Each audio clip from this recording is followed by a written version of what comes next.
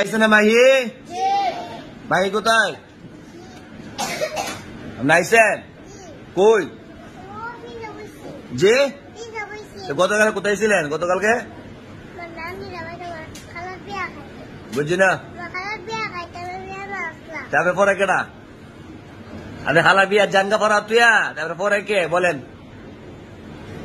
আপনার বিয়া খানি বড় না পড়া বড়?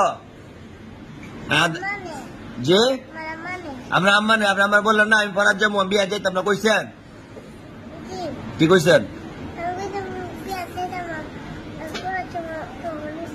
বুঝছি না।